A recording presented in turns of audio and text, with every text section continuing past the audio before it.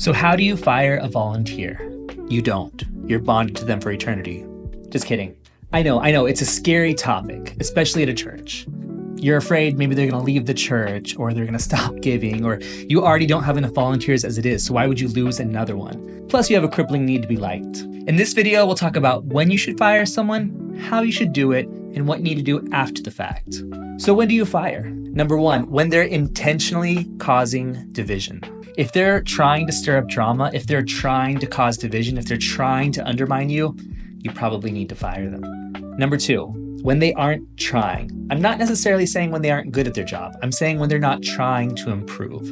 And then obviously predatory or immoral behavior, you should definitely fire for that. What if I don't like them? Sorry, your job is to lead volunteers, and sometimes that's not easy. What if they aren't doing a good job? Can you fire them then?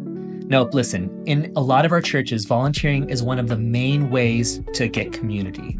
It's the main opportunity to feel like you belong. So if you remove people from that stinks. Listen, find something they can excel at. And maybe it's not running sound. If you run the sound team, they probably shouldn't be running sound, but they can do something to help the sound team anyways. So how do you fire them? Number one, pray first about it. Ask God to give you wisdom. You might be misinterpreting something that you're seeing with the volunteer. So ask God to step into the situation. Number two, ask the volunteer for feedback. Ask what led to the behavior that you're seeing that's leading you to want to fire them. Number three, explain how what they're doing doesn't match up with the values of the team. Don't assume that they know the values of the team, and don't assume that they're trying to not match those values. Sometimes what they're doing, they think it accomplishes the values that you have for your team. Number four, ask them if they actually want to change the behavior. And then if they do, give them a chance, give them time. Remember, they're only volunteering once a week. So it can take a long time to change behavior or change a habit or change a mindset that they have. So give them a lot of grace as they're walking through trying to match up with what you're requiring of them. Number five, if you've gone through all of that and there's no change, you can let them go.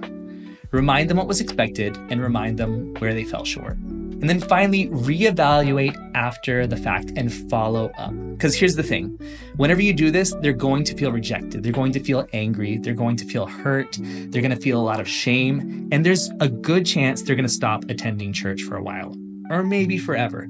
But the thing is, through follow-up, whenever you're still connecting with them, encouraging them, praying for them, and staying in contact with them, it takes away their excuse that you're rejecting them or that you somehow don't like them. Whenever you follow up with the fact, after the fact, that gives you a chance to change their perspective on the situation. Because again, they'll probably stop attending for a while. That's totally normal.